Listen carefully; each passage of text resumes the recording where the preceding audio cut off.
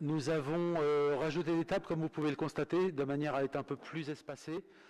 Première disposition et deuxième disposition, bien sûr, le masque. Donc je vous demande de garder le masque. Même si on parle, on garde le masque. Ça fait partie du protocole. Bien. Donc nous allons commencer par la désignation du secrétaire de séance, du ou de la secrétaire de séance, qui se propose. Nous avons la candidature de Olympe Auger. Personne d'autre. Qui est contre? Qui s'abstient? Je vous remercie. Adapté à l'unanimité. Je vais faire l'appel à présent. Silvio Biello présent. Laurence Cartier-Boistard. Franck Sidbon. Françoise Chemla. Gilles Weckmann. Josette Framery. Joël Griset. Christelle Morel-Pouvoir à Olympe Auger. Pascal Bosseret.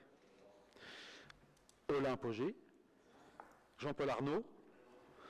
Laurence Fruchon-Bonnier. Mélanie Alamelou. Geoffrey Chardon. Daniela Pommery. Xavier Gérard. Dominique Boyer-Nazari, pouvoir donné à Madame Fruchon-Bonnier. Oui. Yvan Thaume. Philippe Chanzy. Christophe Henriet. Fabrice Dufour, pouvoir donné à Christophe Henriet, c'est ça. Evelyne Jachary, pouvoir donné à Madame Berdou. Parfait. Madame Berdou. Merci. Oui.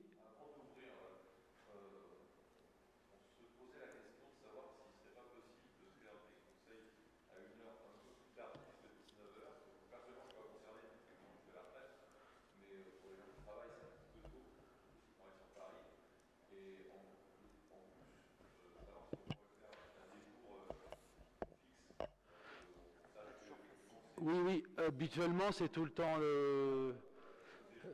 c'est souvent le jeudi. C'est ou le jeudi ou le mardi en général. Mais là, il y a eu quelques difficultés cette semaine avec... voilà. Mais en règle générale, c'est pas le mercredi, ça c'est clair. Et sur l'horaire, moi j'y vois pas d'inconvénient. Oui. 19h30, on peut couper la poire en deux, 19h30. Ou 20h, enfin, moi...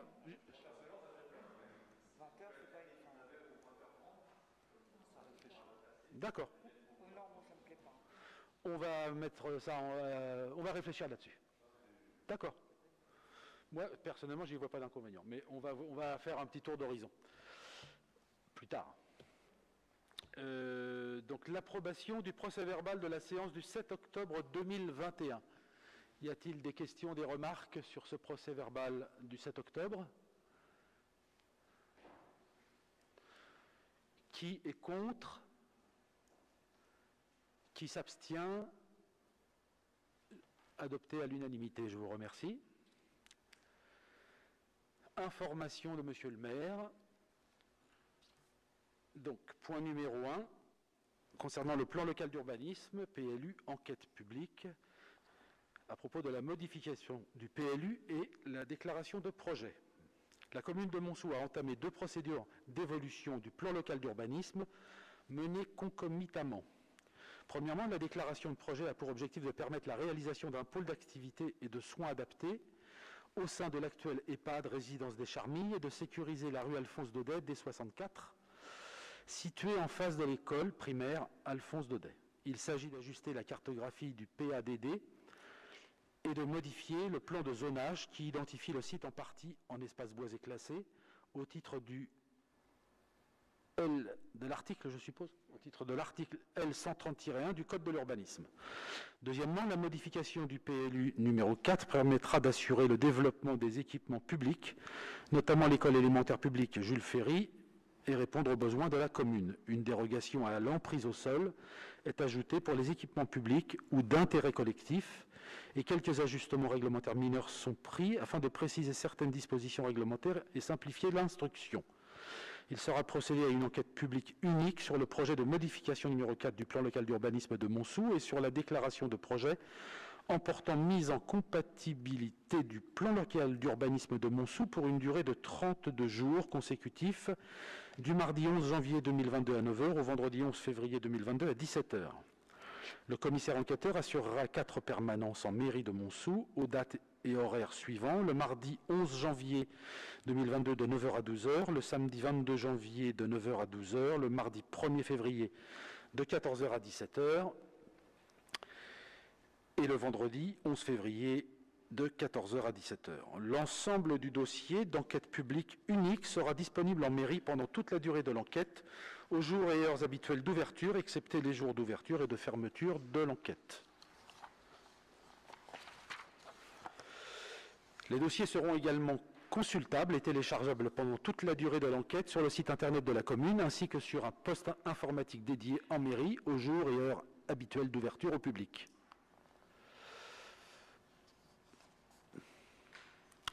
Point suivant. Je demande s'il y a des questions. Non. Point suivant, concernant la possibilité sur l'assurance AXA, ce qui avait été abordé au conseil précédent. AXA, un courtier AXA qui proposait une offre promotionnelle d'assurance santé aux résidents. Par correspondance, en date du 8 octobre 2021, M. le maire a fait valoir auprès de son interlocuteur la décision de report du point numéro 9 par le conseil municipal lors de sa séance du 7 octobre 2021, report potentiel du point à la condition d'éléments évolutifs permettant l'éclairage nécessaire et utile à la réflexion et à la décision finale de l'Assemblée délibérante. La réponse de son interlocuteur fut très tardive et très sommaire. Monsieur le maire a donc considéré qu'il n'était pas d'utilité de représenter ce point en l'état. Point suivant, point numéro 2, compte rendu des décisions de monsieur le maire. Concernant les travaux d'extension de l'école Ferry, la notification d'attribution des lots, la procédure adaptée a été lancée le 13 août 2021 sur la plateforme Maximilien et publiée sur les supports e-marché public. La date limite de remise des offres était fixée au 15 septembre 2021 à 12 h. Donc l'attribution des lots numéro 2 gros œuvres référencée DE19-21. 6 offres de société nous sont parvenues dans le délai précisé ci-dessus. RP Construction, AEIJ, d'autre part, Philippon, SPC, Bâti Ouest et DCR. L'analyse des offres a été réalisée le 4 octobre 2021.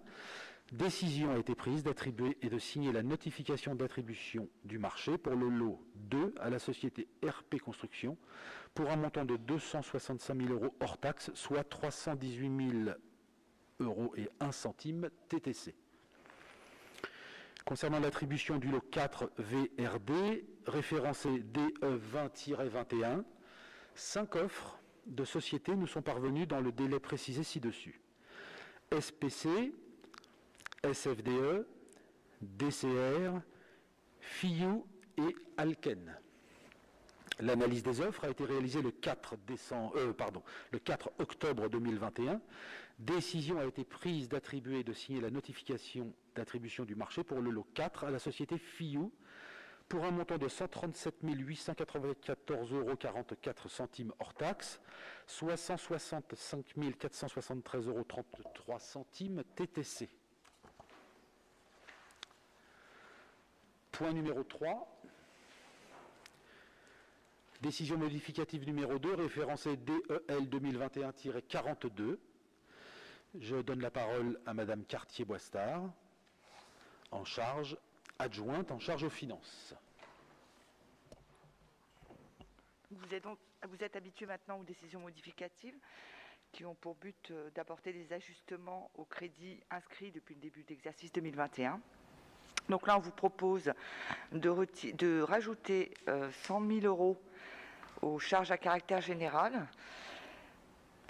en les soustrayant, les retirant en fait du compte charge de personnel, et donc de rajouter 969,03 € au compte dotation fonds divers et réserves. Je crois me souvenir que c'est un remboursement de taxe d'aménagement.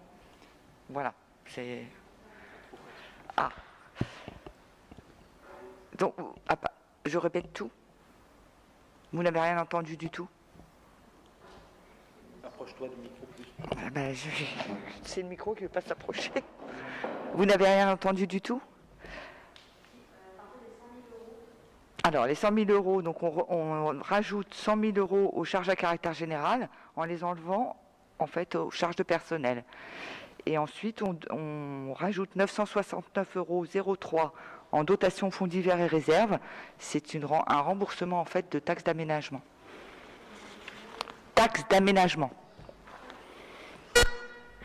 Voilà, donc on vous propose d'approuver la décision modificative du budget numéro 2 pour l'exercice 2021 et de donner pouvoir à Monsieur le maire pour mettre en application la présente délibération.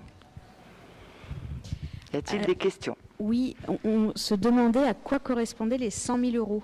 Pourquoi est-ce qu'on a eu besoin de passer les 100 000 euros dans les charges à caractère général? Alors en fait, il s'avère qu'il y a plusieurs raisons. Une des premières raisons, c'est que suite donc aux mesures, à l'allègement des mesures sanitaires du Covid, il y a beaucoup de choses qui ont repris, des manifestations, etc.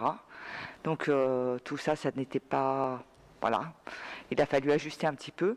Et puis, vous n'êtes pas sans savoir et avoir entendu partout que l'électricité, enfin l'énergie en général, le gaz, l'électricité, les prix avaient énormément augmenté. Et donc, on a eu une augmentation des charges à ce niveau-là, y compris suite à la reprise de toute la vie, on va dire. Et aussi avec le service technique, les nouveaux bâtiments, en fait, les nouveaux bâtiments du service technique, où là, qui sont plus grands, et il a fallu aussi, donc voilà, c'était nouveau. C'est surtout ça. Et aussi, donc 100 000, c'est un chiffre rond, hein, c'est une estimation. On tenait vraiment à rattacher les charges à l'exercice, ne pas laisser des choses... voilà, rattacher toutes les charges, le maximum de charges à l'exercice. Ben, j'ai fini. Avec le masque, en fait, c'est pas facile parce que c'est bizarre, je ne m'entends pas. Ça filtre, ouais. Voilà.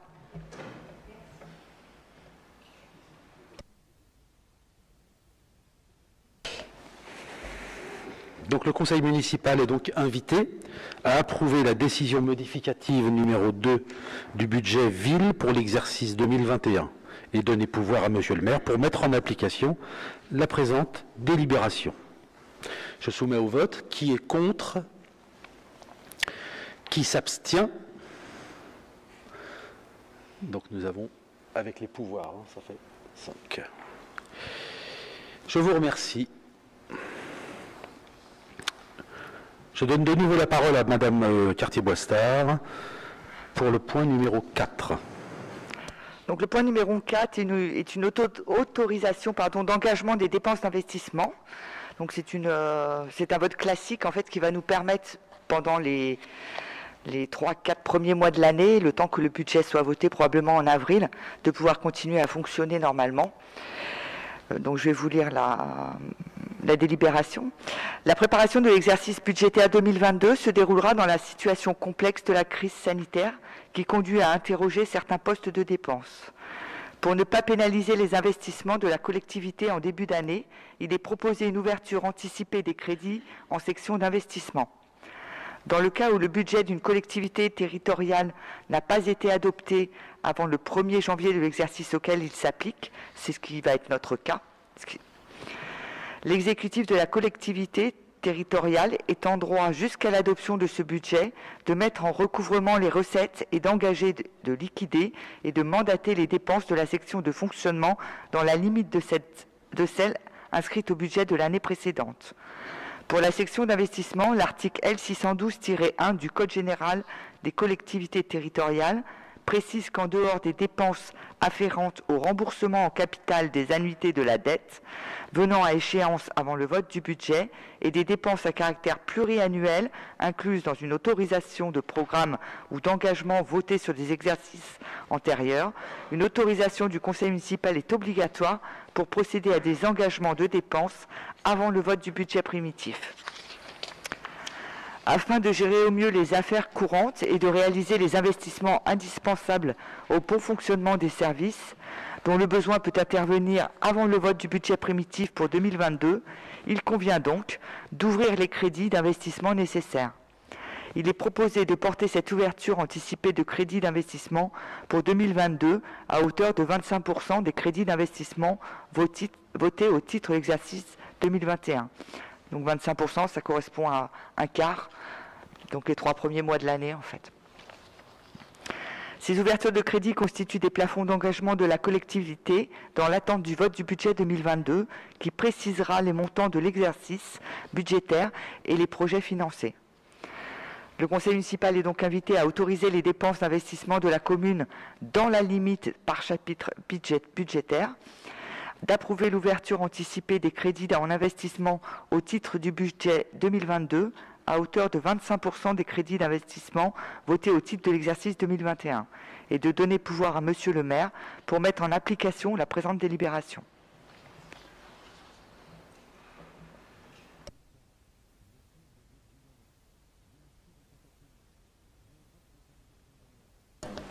Je vous soumets l'approbation de ce point. Donc, le conseil municipal est donc invité à autoriser les dépenses d'investissement de la commune dans la limite des chapitres budgétaires, d'approuver l'ouverture anticipée des crédits en investissement au titre du budget 2022 à hauteur de 25% des crédits d'investissement votés au titre de l'exercice 2021 et de donner pouvoir à Monsieur le maire pour mettre en application la présente délibération. Qui est contre? Qui s'abstient? Je vous remercie. Nous passons au point numéro 5, concernant les tarifs 2022, référencés sous le nom de DEL 2021-44.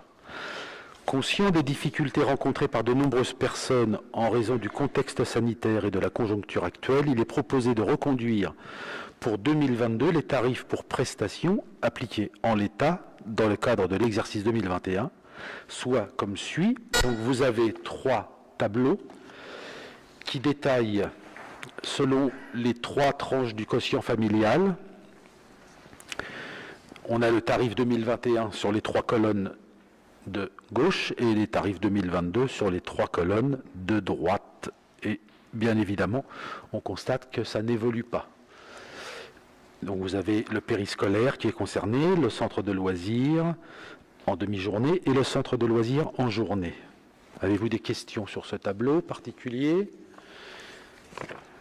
Donc je vais sur la page 5, tableau du haut, où on a 2 colonnes, toujours pareil avec tarif 2021 à gauche et tarif 2022 à droite, la restauration scolaire, le tarif de PAI, c'est PAI. Individualisé.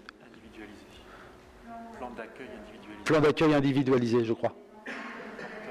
C'est ça. L'étude surveillée et la participation de m'affilier aux charges de fonctionnement du centre de loisirs. Alors j'ai un tout petit bémol à ajouter, je me suis rendu compte de ça. Si vous regardez, alors on prend par exemple la restauration scolaire, tarif Montsou, 4,06 €, tarif hors Montsou, 5,89 €. En fait, c'est un peu plus cher pour les gens qui n'habitent pas Montsou, et c'est justifié par le fait qu'il y a un service qui est proposé, il y a un établissement, il y a du personnel de cantine, il y a une infrastructure. C'est ce petit écart qui est normalement facturé plus cher pour quelqu'un qui n'habite pas Montsou, puisqu'il ne participe pas aux taxes locales. Voilà. Donc, si on prend l'écart qu'il y a entre 4,06 et 5,89, ça donne 1,83 €. 1,83 € de surcoût pour les non-résidents à Montsou.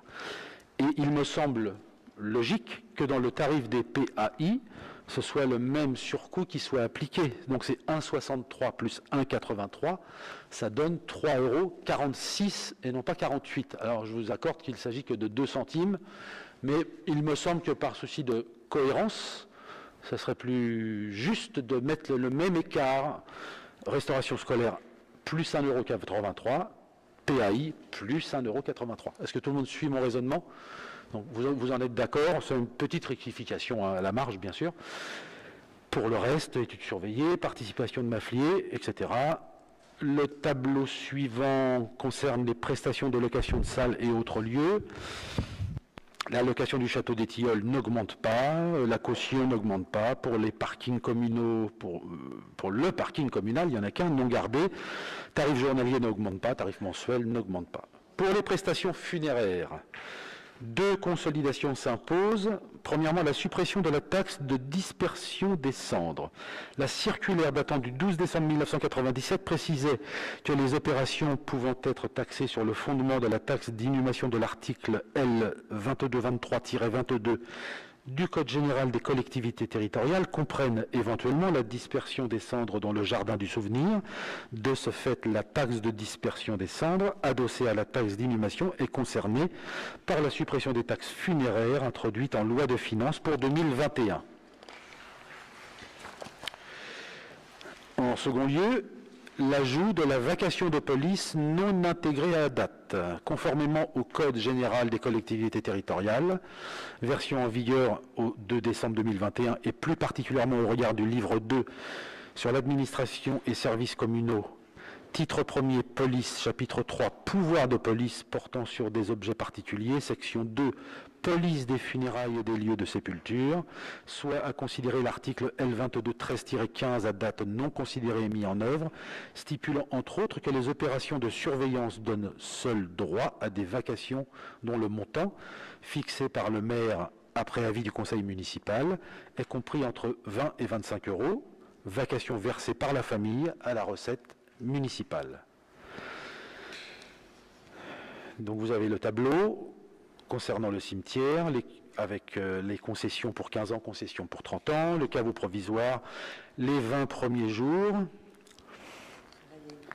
Et il y a une modification. Parce qu'en fait, il y avait une incohérence aussi dans le tarif tel qu'il était appliqué jusqu'à présent.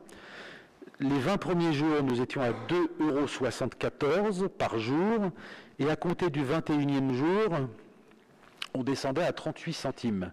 Mais il s'agit de l'utilisation d'un caveau provisoire, et par définition, c'est un caveau provisoire, donc qui ne doit être utilisé que sur un laps de temps court, de 21 jours, normalement. Il peut arriver, pour des situations particulières, que le caveau provisoire soit utilisé au-delà.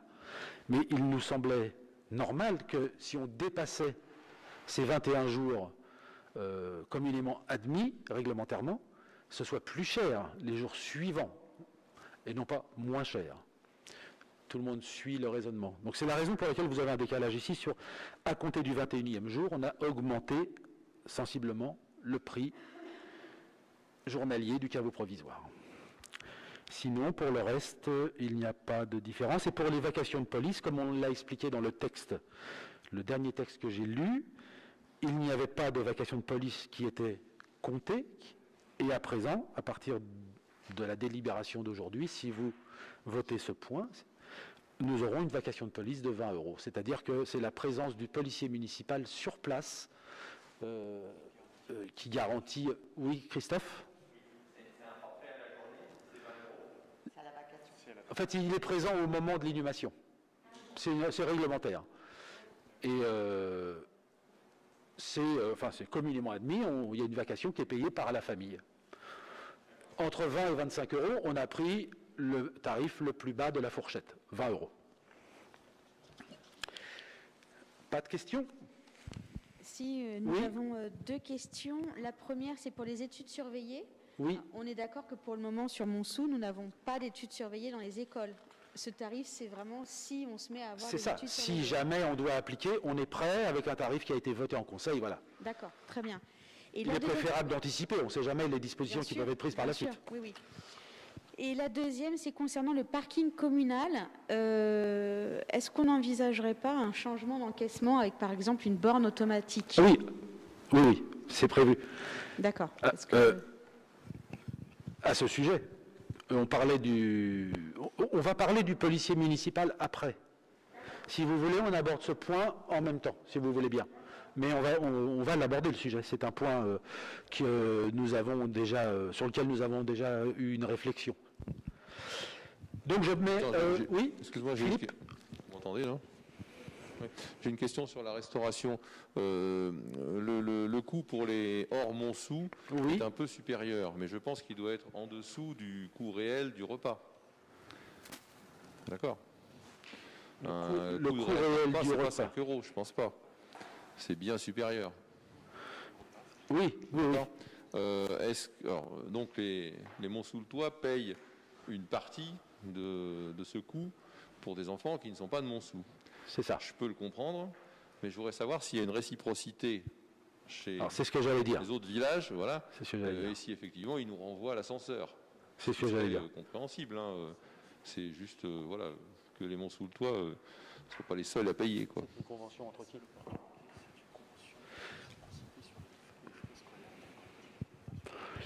Il faudrait vérifier s'il y a une convention qui a été faite entre les communes. S'il n'y en a pas eu de fait, on peut envisager d'en élaborer une, effectivement. C'est un point qui peut être mis à l'étude. Déjà, la vérification, est-ce qu'il y a une convention avec Bayet, par exemple, ou Mafflier, ou, les communes voisines. Après, il faudrait voir, est-ce qu'on a des familles dont les enfants sont scolarisés à Bayet, je crois que oui. Alors, nous avons Bayet et Mafflier, oui. Bayet et Mafflier, mais je ne crois pas au-delà, je ne crois pas. Sur d'autres communes, à ma connaissance, non. Mais je ne crois pas. Ouais. Donc, on va vérifier s'il y a une convention. Alors, on va vérifier deux choses. On va vérifier quels sont les tarifs pratiqués par ces deux collectivités. Si c'est cohérent, s'ils font comme nous, c'est bien. S'ils ne font pas comme nous, on se rapproche d'eux pour voir s'il y a une possibilité d'élaborer une convention pour équilibrer tout ça. Et puis, je pense que ça peut se faire assez rapidement, oui. Sylvie, oui. Un petit commentaire, peut-être qu'il faut regarder aussi le nombre d'enfants concernés. Il y a aussi le nombre, mais le problème du nombre, c'est que tous les ans, ça varie. Voilà. Donc ça va devenir des comptes d'apothicaires, des fois pour 1 ou 2 enfants. Donc il ne faut pas rentrer dans l'absurde. Voilà, on pourrait faire ça, si on veut être au centime près, on peut le faire. Il y a un gros écart, oui, mais s'il y a voilà, pas de c'est ça. gros Mais il me semble qu'il y a peu d'élèves montsoultois et des élèves extérieurs qui viennent à Montsou, scolarisés à Montsou, il y en a beaucoup? J'ai quelques familles de Mafflier principalement, et en tout cas sur Daudet, au moins une famille de Bayet. Combien? Une de Bayet et de Mafflier, combien? Mafflier, à peu près 3 peut-être. Voilà, c'est ça. C'est à la on est entre 3 et 5 ou 6 familles tous les ans, donc ça reste des choses très à la marge. Mais on peut vérifier comment eux fonctionnent. C'est des familles qui ne déjeunent pas forcément à la cantine tous les jours. En plus. Alors, oui.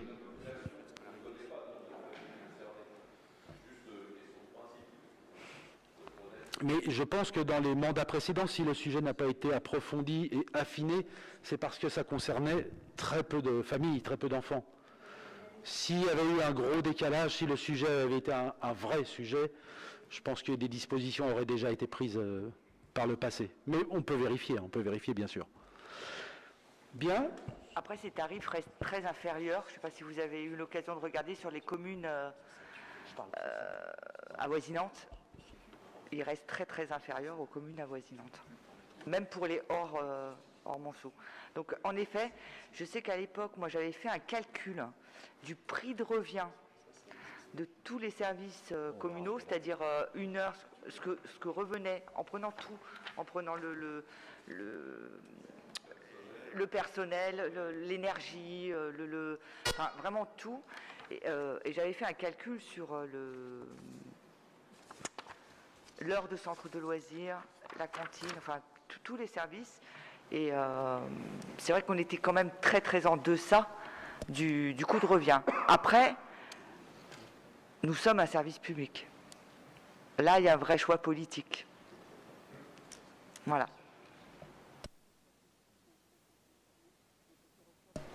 Bien, je soumets au vote.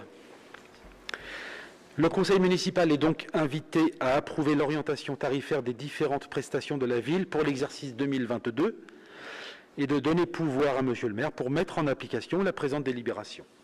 Qui est contre? Qui s'abstient? Je vous remercie. point numéro 6, concernant l'organisation du temps de travail de 1607 heures, référencé DEL 2021-45. Alors sur ce point, je veux bien vous lire l'ensemble des textes, mais c'est très très long. Ce que je peux vous dire, j'ai fait une petite synthèse, c'est qu'au regard de la loi de transformation de la fonction publique territoriale, il y a obligation pour les collectivités de veiller à l'application des 1607 heures annuelles pour chacun de ses agents. Montsou applique les 35 heures aux agents, mais il n'y a pas eu de délibération sur ce point. Donc ce soir, je vous propose de cadrer une disposition qui est mise en application depuis des années à Montsou. C'est juste une... En fait, finalement, c'est une officialisation. On fixe un cadre légal, réglementaire. Mais moi, je veux bien vous lire le texte, mais ça va être très très long. Et si vous l'avez lu par ailleurs, plutôt si vous avez des questions, plutôt, c'est ça qui est intéressant, si vous avez des questions sur ce texte. Silvio? Oui. Ouais. Moi, j'avais une question. Donc, en page 9, si j'ai bien compris, donc, sur les 35 heures, il y a 30 heures qui sont des heures d'ouverture au public, et donc 5 heures qui ne sont pas ouvertes au public, si j'ai bien compris. Comment est faite la répartition de ces 5 heures auprès du personnel? Alors, attendez. Là, on est page 9, les services administratifs placés au sein de la mairie. Les agents des services administratifs seront soumis à un cycle de travail hebdomadaire semaine à 35 heures sur 5 jours, les durées quotidiennes de travail étant identiques chaque jour, soit 7 heures pour une durée de travail à 35 heures. Les services seront ouverts au public le lundi de 13h à 19h, le mercredi de 9h à 12h. Là sont signalées les heures d'ouverture de la mairie, mais le personnel arrive plus tôt. C'est ça, d'accord. C'est la demi-heure avant, ils arrivent une demi-heure avant, qui fait qu'on arrive à 35 heures. Il y a 5 heures d'écart pour moi. Donc ici, ils arrivent une demi-heure avant, 5 jours, ça fait 2h30. Et une demi-heure le midi. Ah, une demi-heure le midi. Ok, donc 5 heures au total. Ce qui fait 5 heures au total. Le compte est bon? Oui, merci. Voilà. Mais je m'étais posé la même question. Quoi d'autre? Moi, j'avais une remarque de fond, mais bon, elle ne concerne que moi. Historiquement, la mairie était ouverte le samedi matin, et c'est vrai que à la précédente mandature, cette ouverture le samedi matin a été supprimée. Moi, personnellement, je le regrette parce que je considère que c'est une mission de service public. Oui. Même s'il y a un horaire d'ouverture le lundi. Nous nous sommes posé également la question. On a échangé avec le personnel parce que c'est quand même eux qui sont les premiers concernés. Il y a peu de fréquentation le samedi matin. C'est une mission de service public. Donc... Si je me rappelle bien, dans la mandature précédente, avait été supprimé le samedi matin, mais avait été mis en contrepartie la nocturne le lundi soir, ce qui permet aux gens qui travaillent de pouvoir venir le lundi soir en mairie. C'est la raison pour laquelle, si je me rappelle bien, vous me le confirmez, mais il me semble que, de mémoire, on a supprimé le samedi parce qu'on mettait une journée de semaine en nocturne. C'est bien ça? C'est ça. Après, on n'a aucune réclamation des habitants aussi. Aucune information ne nous remonte, ni à l'accueil de la mairie, ni à nous, ni à personne, comme quoi il serait pertinent d'ouvrir le samedi. Est-ce qu'on chamboule tout alors qu'il n'y a pas de demande? Si la demande n'est pas là, il n'y a pas de raison. Faut pas casser quelque chose qui marche. Bien. J'en suis où, là? Page 10. Pas 10. Combien? 12? Page 11, pardon, oui. Donc le conseil municipal est donc invité à adopter la proposition d'organisation du temps de travail présentée dans l'ensemble de ses formats et de donner pouvoir à monsieur le maire pour mettre en application la présente délibération. Qui est contre? Monsieur le maire, on a juste besoin d'une précision, c'est pas, on n'arrive pas à comprendre. Quelle page?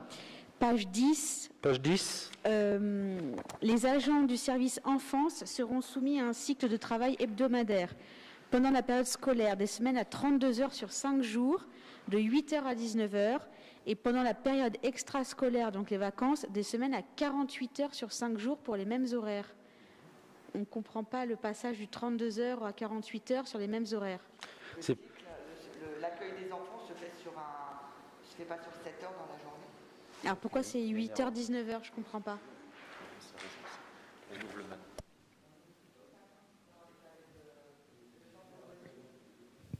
Alors c'est pas 8h, 19h alors. Je pense que c'est là alors. Page 10, oui.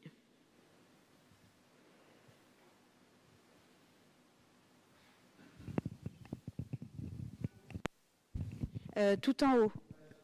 Tout en haut. Page 10, deuxième paragraphe, Voilà. en haut. Les agents du service enfance.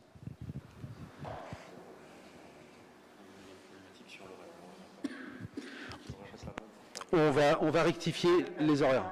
Il y a une erreur sur les horaires. On va le rectifier.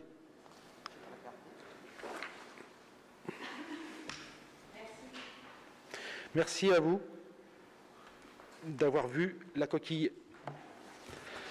Donc on va rectifier les horaires dans le compte-rendu. Je pense qu'il y a une erreur, oui. On va revérifier tout ça, mais tu ne peux pas avoir 8h-19h, 32 heures sur 5 jours, et 8h-19h, 48 heures sur 5 jours. C'est impossible. Ah oui, c'est sur le nombre de jours, d'accord. Oui, oui, bien sûr. Oui, c'est vrai, c'est vrai. Je pense que c'est un copier-coller. C'est pas 8h-19h. On passe quand même au vote, hein, on rectifiera dans le compte-rendu. Hein, oui. Donc le conseil municipal est donc invité, je relis, à adopter la proposition d'organisation du temps de travail présentée dans l'ensemble de ses formats et de donner pouvoir à monsieur le maire pour mettre en application la présente délibération. Qui est contre? Qui s'abstient? Je vous remercie.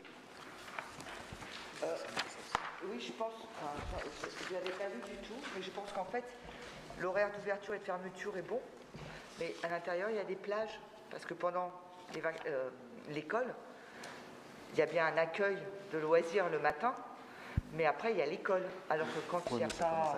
C'est les plages à l'intérieur, en fait, qui sont... Myriam, elle commence à 7h. Ou alors elle m'a menti pendant 10 ans. C'est 7h. C'est 7h. C'est 7h.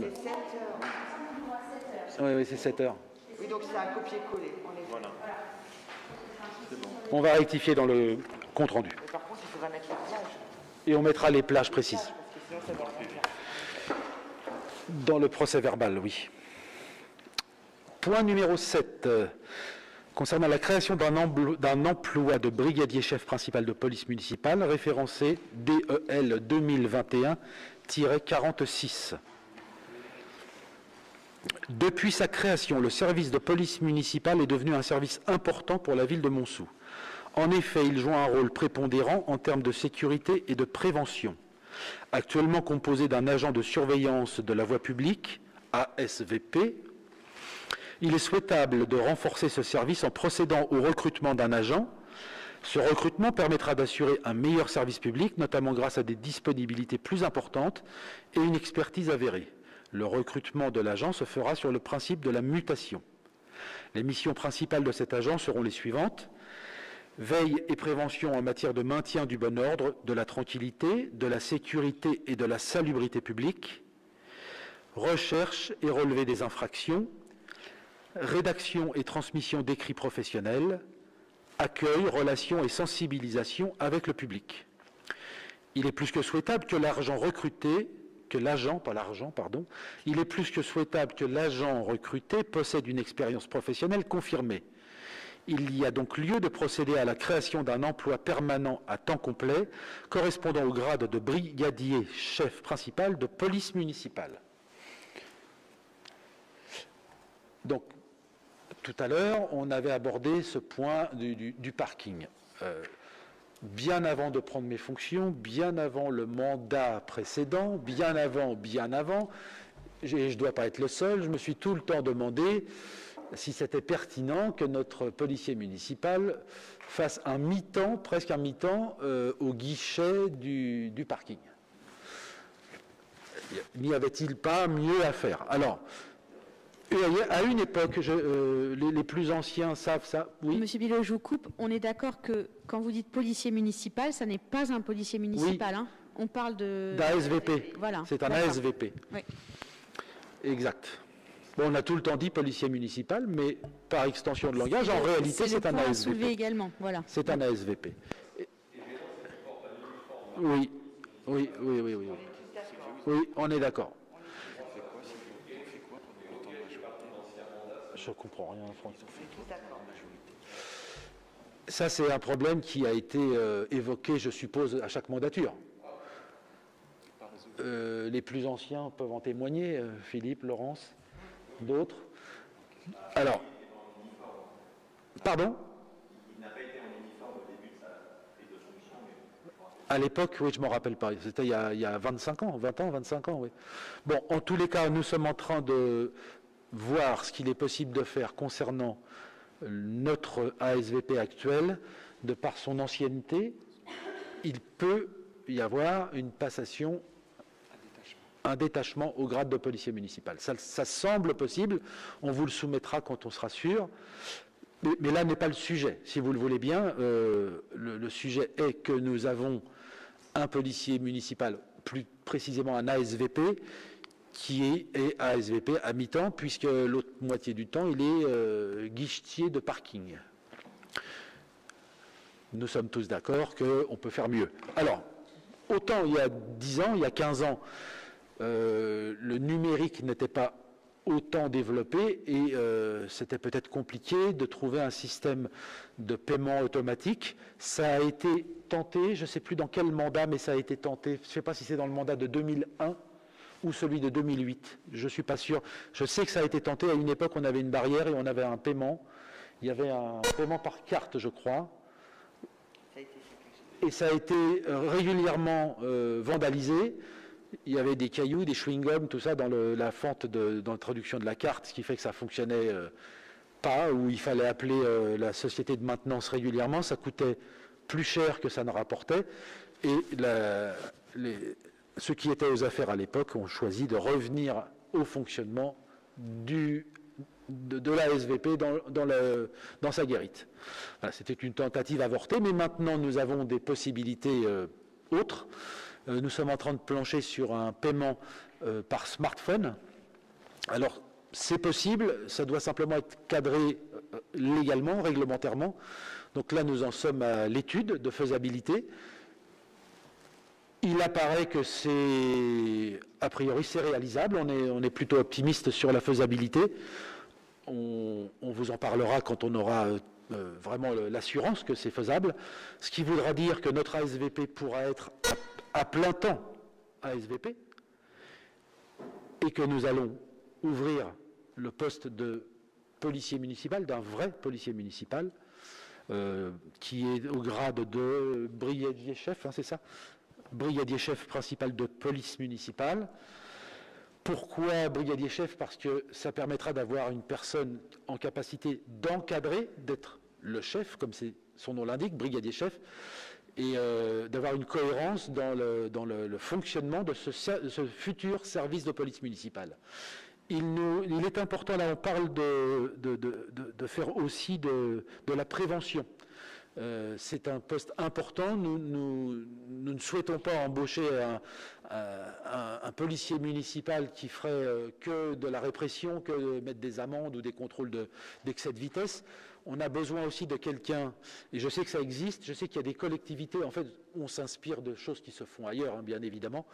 Il y a des policiers municipaux qui ont la capacité d'être pédagogue, de savoir expliquer les choses, d'aller voir les jeunes qui ont des comportements d'incivilité. Et l'été, le printemps, l'été notamment au centre commercial, je pense à ça parce que régulièrement on a des plaintes qui viennent. Et le policier municipal, si on fait le bon choix, si on choisit la personne qualifiée pour ça, on peut avoir une vraie valeur ajoutée sur notre police, avoir une police municipale de terrain, proche de la population, bien sûr, s'il faut verbaliser, ils le feront. Et j'entends aussi mettre plus de... J'essaye en tout cas. Je vais essayer de mettre plus de discipline, de plus d'ordre dans la manière dont les gens circulent dans Montsou et dont ils se stationnent dans Montsou.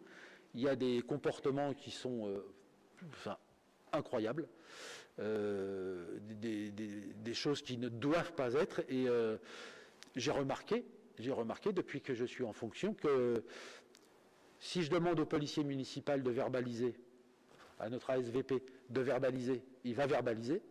Mais comme il ne travaille pas le samedi et le dimanche, les mêmes contrevenants, le samedi et le dimanche, prennent la liberté de faire ce qu'ils veulent.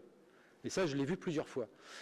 Avoir 2 personnes, ça permettra aussi d'avoir une latitude, enfin un déploiement, une amplitude, merci, horaire plus importante. On pourra peut-être, je l'espère en tout cas, avoir un policier municipal aussi le samedi. Le dimanche, je ne suis pas sûr, mais au moins le samedi. Oui.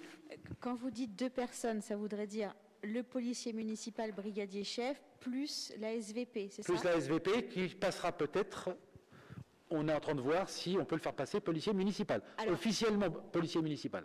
Il sera formé parce qu'on est quand même conscient que la jurisprudence du Conseil d'État nous dit bien qu'un ASVP n'est absolument pas formé à un policier, à une formation policier municipal. Oui, on en a parlé avec lui, il est d'accord pour faire les formations. Parce que je ne vous cache pas qu'on a plusieurs questions sur ce point.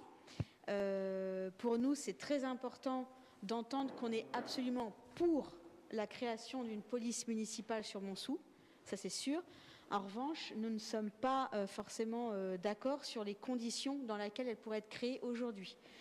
Un policier municipal, on estime que c'est insuffisant. Il n'est absolument pas en sécurité. S'il doit faire des rondes, s'il est appelé sur un cambriolage, voilà, on ne sait jamais. Est-ce qu'il va être armé? Est-ce que c'est un policier armé? Moi, je ne suis pas pour un policier armé. Même à l'heure actuelle, vous n'êtes pas pour? Non, je ne suis pas pour. On va voir les dispositions, les différents cas de figure qui existent, mais à Montsou, il n'a jamais été nécessaire d'en venir à un niveau tel de confrontation qu'il faille sortir une arme. Ça n'est jamais arrivé. Jamais. Alors, le but pour un policier ou un gendarme, on est d'accord que c'est de jamais la sortir. Oui, mais voilà. Il faut bien différencier. On a la chance d'avoir une gendarmerie à Montsou. Oui, mais là, du coup, étant donné que vraiment, on trouve que c'est une très bonne chose, la création vraiment de cette police municipale. En revanche, ce problème de sécurité pour nous, un policier municipal qui fait des rondes tout seul, parce qu'avec un ASVP qui n'a pas donc la même formation, ils n'auront pas forcément les mêmes horaires, ils n'ont pas forcément les mêmes prérogatives. On trouve ça trop léger pour ce policier. Et se poser la question d'une police municipale intercommunale. On sait que dans notre intercommunalité, sur différentes communes, on a déjà cette police intercommunale. Donc je ne sais pas si tout le monde... Alors ce n'est pas exactement une police intercommunale, c'est la commune de Viarmes qui a monté un service de police municipale un peu volontairement surdimensionné pour la commune de Viarmes, mais avec dans le montage l'idée de vendre de la prestation de police municipale à toutes les communes voisines. C'est-à-dire que il y a, je ne suis pas sûr du chiffre, mais je crois que c'est 7 policiers municipaux, enfin peu importe, il y en a 5, 6 ou 7, je ne sais pas, et toutes les communes voisines, comme par exemple Asnières-sur-Oise, par exemple, voilà, c'est ça, les communes autour de Viarmes achètent de la prestation de police municipale à la commune de Viarmes. Ce sont des policiers avec, il me semble qu'il y a même des chiens avec eux. Enfin, ce sont vraiment. Oui, ils ont un équipement. Voilà, ils ont mis le paquet sur l'équipement. Oui. Alors, j'ai été en pourparlers avec le maire de Mafflier et la maire de Baillet sur ce sujet. Ils sont intéressés, mais j'ai pas senti un engouement fort. Suffisamment fort pour enclencher toute une étude de faisabilité. Et l'idée serait que nous, à Montsou, on démarre, on le fait, on prend 2 policiers et on se rapproche. Dans le temps, on se rapproche de Baillet et de Mafflier. Si eux participent pour 1 ou 1,5, on pourrait avoir 4 voire 5 policiers Oui, intermunicipalités. parce que, M. Biello, il y a la police intercommunale. Donc, nous, on ne peut pas avoir la police de l'Interco de Viarmes parce qu'elle est trop loin. Si jamais elle doit intervenir sur Montsou, le délai... Ça n'est pas une police intercommunale. Pardon? Ça n'est pas une police intercommunale. Oui, mais là... C'est la police de Viarmes. Et la police de Viarmes ne viendra pas à Montsou ou Baillet ou Mafflier parce qu'on est trop loin. Voilà. C'est ça. Oui, j'ai fait la demande. Voilà, c'est ça. On a étudié le dossier. La question se posait de prendre le temps et d'étudier donc cette police intercommunale pour Montsou, Baillet, Mafflier, ou alors une police pluricommunale, c'est-à-dire que chaque commune a son policier ou ses policiers, parce que vraiment, je réitère ma vision des choses, un policier, c'est le mettre en... Mais là, c'est pas un, c'est 2. Mais la SVP qui va être formée, il me semble qu'il est en fin de carrière également. Donc, quelle est la vision une fois que ce policier sera à la retraite? Qu'est-ce qui se passe quand un employé municipal part en retraite? Oui, mais du coup, comment est-ce que vous ouvrez, c'était une question également, comment est-ce que vous ouvrez la nomination de ce policier? Est-ce que vous connaissez déjà quelqu'un? Est-ce que vous faites venir quelqu'un? Est-ce que c'est ouvert à une... On ouvre le poste. Vous ouvrez et après, c'est quoi? Mais là, on délibère pour ouvrir le poste et justement avoir des entretiens Voilà. pour recruter. Vous n'avez pas encore déjà quelqu'un... C'est la première étape. On ouvre le poste là uniquement. D'accord. Mais vous ouvrez un poste. Pardon. Vous ouvrez un seul poste. Pour le moment, oui. D'accord. Mais je ne comprends pas l'interrogation. On a déjà une personne qui va faire la formation pour passer de ASVP à policier municipal. On ouvre un poste, on va donc avoir 2 policiers municipaux. Je vais encourager les communes de Baillet et de Mafflier à travailler sur ce projet. Et il est possible, mais ça je ne peux pas vous promettre ça ce soir, mais il est possible, je l'espère, hein.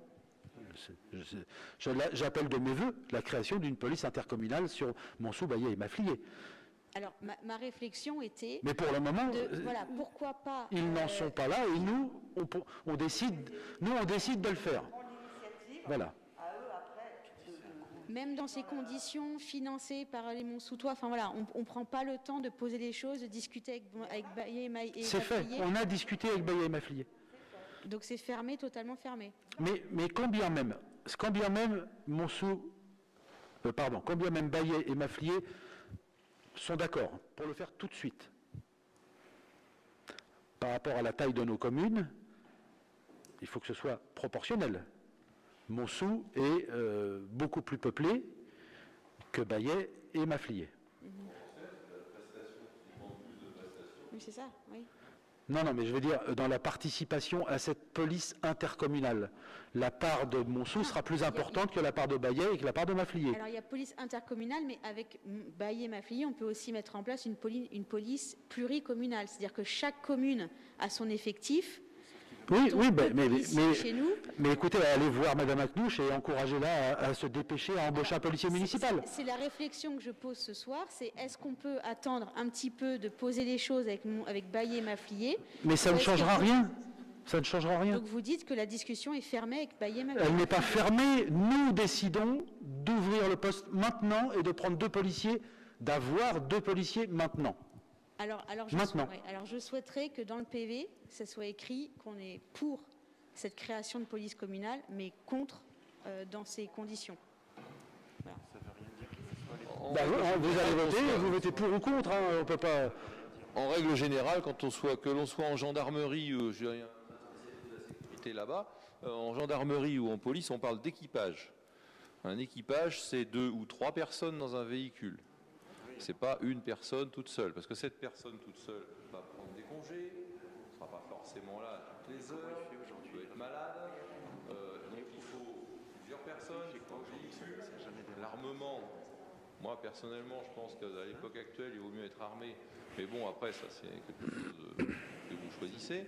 On ne peut pas être sérieux et faire un équipage avec une seule personne. Ce monsieur-là sera en vacances. Comment on fait en ce moment ? Je trouve que le principe de Viarmes est pas mal. C'est de dire, ok, on met le paquet sur la police et on a de la prestation. On n'est pas en capacité de faire ça.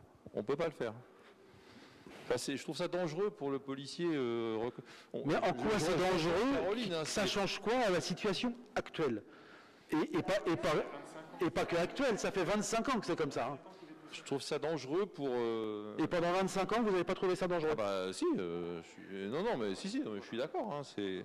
On améliore les choses, alors on n'y va pas. C'est vrai qu'on n'y va pas à fond, comme on dit.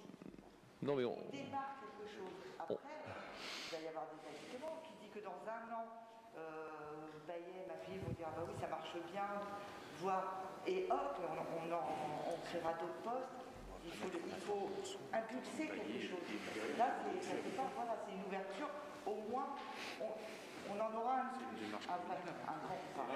L'expérience montre que Montsou initie souvent les choses. C'est ça. Et après, Bayet va appuyer, suivre. C'est ça. Ben, ce sera encore ça. Non, voilà, c'est une très bonne chose, hein, encore une fois, hein, d'impulser ça, cette création de poste, vraiment, c'est une très bonne chose, on vous rejoint. Mais si jamais donc, on crée ce poste-là et que Bayet et Maflier veulent nous rejoindre, à ce moment-là, on peut rentrer après dans différents... Mais il y a plusieurs formules possibles. La formule utilisée par Viarme, ça me semble très coûteux. Il faut avoir l'intercommunalité. Et Olivier Dupont, le maire de Viarme, m'a bien dit, là on fait un test. Il n'a aucune capacité à se projeter sur l'avenir. Il m'a dit, il est possible que ce soit un fiasco. Oui, que dans quelques temps, dans 1 an, 2 ans, 3 ans, on décide de faire marche arrière. L'intercommunalité finance en partie, non? Je ne crois pas. Je ne crois pas que ce soit une compétence de l'interco, la police municipale. C'est pas police municipale c'est police municipale de l'intercommunalité. Il n'y en a pas. Il n'y a pas de police intercommunale. Je pense que c'est là où on n'est pas... C'est la police de Viarme. Bon, c'est là où on n'a pas les mêmes...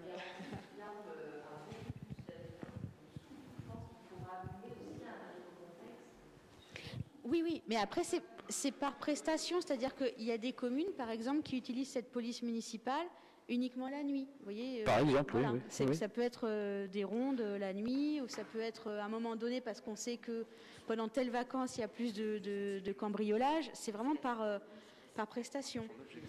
On trouvait que c'était plus sécurisant pour l'officier pour le policier municipal que de se retrouver tout seul. Alors, on a bien compris, avec la SVP qui va être formée. Bon, voilà, c'était notre réflexion. Non, mais j'entends, vous avez... Non, mais je comprends ce que vous voulez dire. On n'est pas contre, encore une fois, cette création. Enfin, vraiment, il faut que ça soit bien compris. Je comprends ce que vous voulez dire. Vous en voudriez plus d'un coup?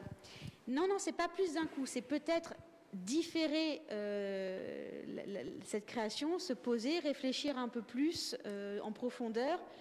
Mais voilà, après, c'est... L'état de fait, c'est qu'aujourd'hui, la situation actuelle, elle n'est pas tellement légale. On la légalise déjà.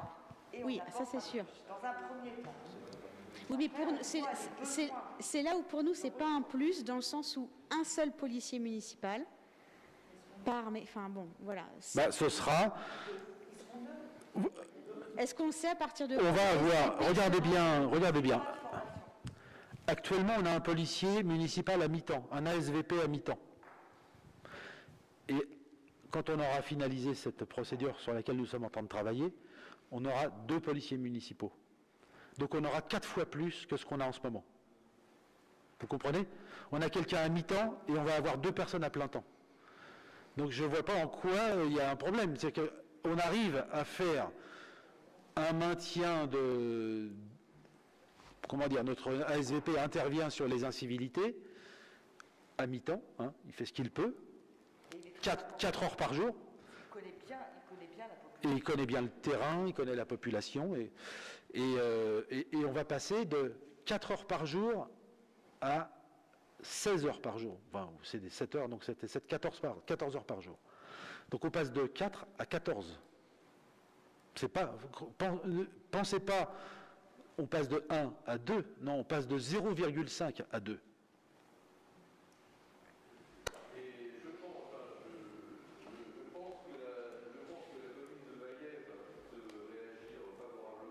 Je pense aussi. Oui. Il y a un groupe WhatsApp qui s'est créé. Oui. En l'espace de une journée ou 2, il y a eu 200 abonnés. Oui. Oui.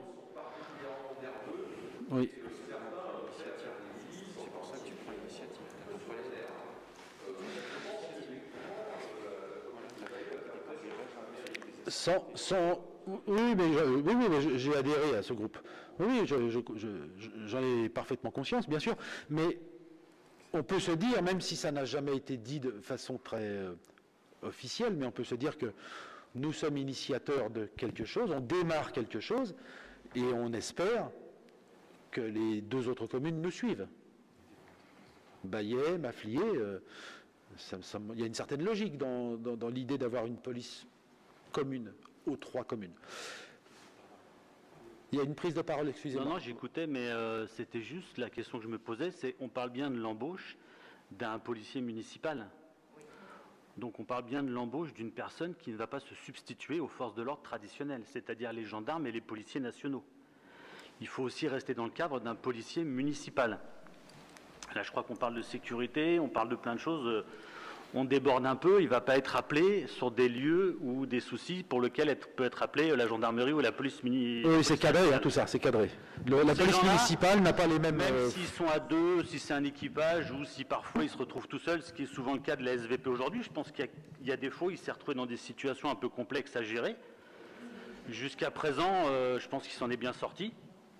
Moi, je ne suis pas là depuis très longtemps, mais je n'ai pas souvenir que cet homme-là a été brutalisé dans le passé.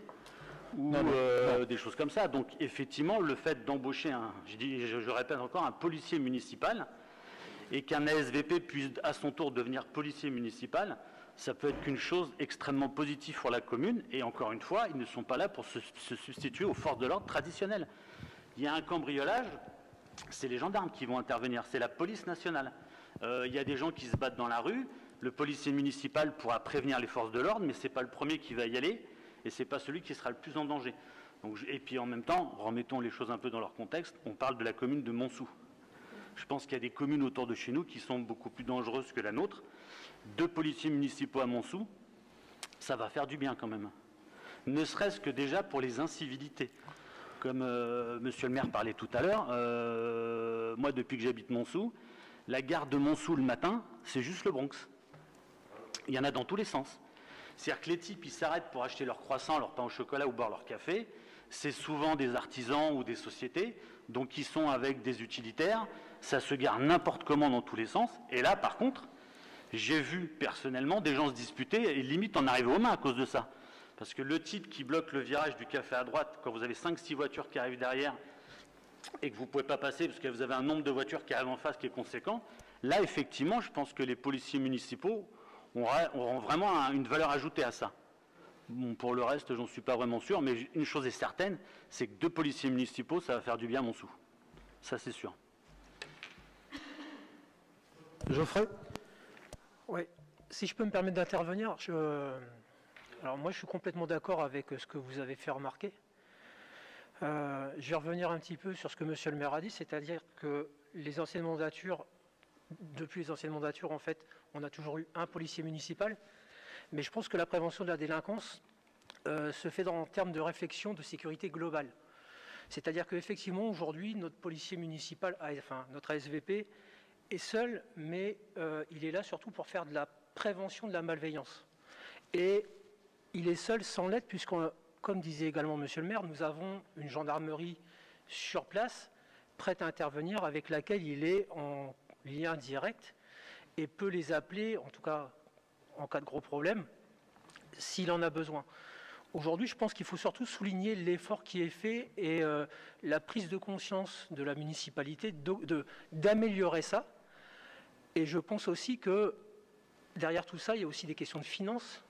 Et forcément, on a tous envie d'avoir 3, 4, 5 policiers municipaux parce que ça serait très confortable. Mais aujourd'hui, je pense que ce qu'il faut surtout noter, c'est la volonté d'améliorer les choses, tout en se disant que ces 2 policiers municipaux qui seront présents seront toujours là pour faire de la prévention des risques, de la prévention de la malveillance, et pour les interventions beaucoup plus spécialisées, beaucoup plus musclées, comme ça l'est aujourd'hui, on aura toujours la gendarmerie. Je pense que vous savez, un policier municipal, à mon sens, c'est un petit peu comme une caméra de vidéosurveillance. Ça fait de la dissuasion. Et en plus, le côté humain, c'est que ça peut discuter et faire aussi de la prévention des risques. Donc je pense qu'effectivement, vous avez raison dans la remarque que vous faites, mais tout ça ne peut pas être sorti du champ de sécurité globale dans laquelle la gendarmerie intervient.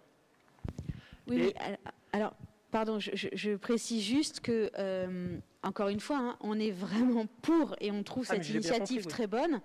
Et c'est justement dans le champ des finances où je me posais la question, est-ce que ce ne serait pas plus intéressant pour Montsou de rentrer dans un process de mutualisation des forces, de la police municipale, parce que oui, ça a un coût, clairement, ça a un coût pour les Montsoutois, et qu'il nous semblait plus intéressant pour la commune de Montsou de rentrer soit dans une police d'interco type Viarme, mais Montsou, Baillé, Mafflier, ou alors une police municipale pluricommunale, c'est-à-dire des policiers, donc 1 ou 2 policiers municipaux par commune.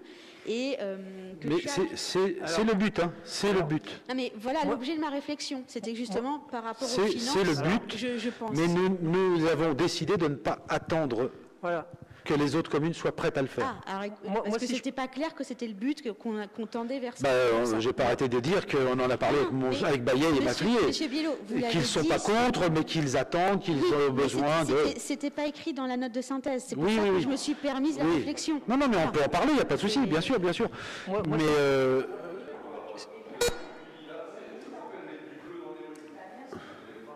Oui.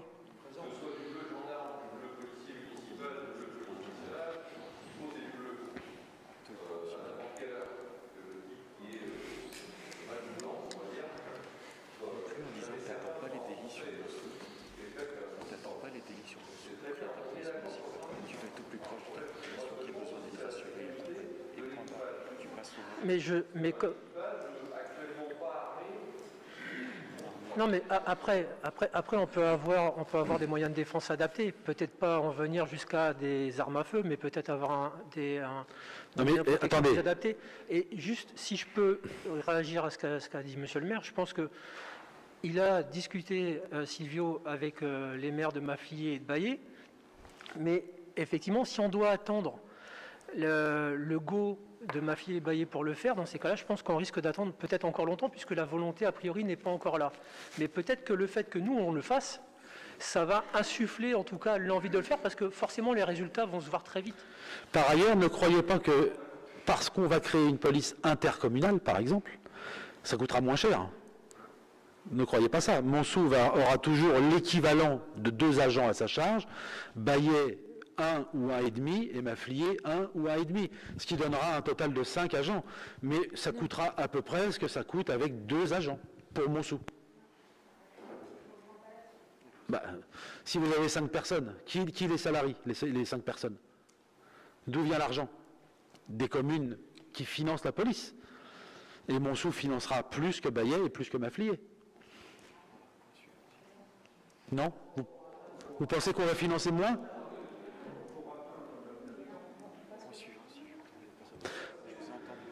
Mais on n'en est pas là. On n'en est pas là.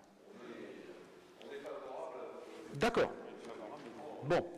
Pour l'instant, il s'agit d'ouvrir le poste. Et on vous tient au courant de l'évolution de la chose, bien évidemment.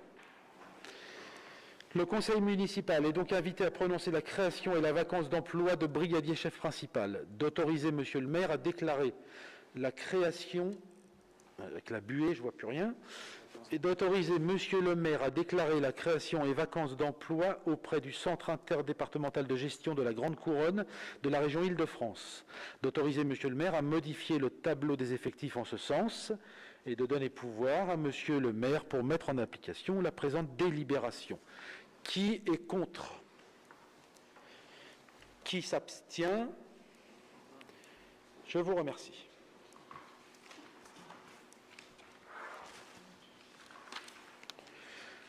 Point numéro 8, concernant l'instauration d'un périmètre d'études sur la zone UG comprenant le secteur entre la rue de Vilaine, la rue de Mafflier, l'impasse de Mafflier et le cimetière, référencé DEL 2021-47.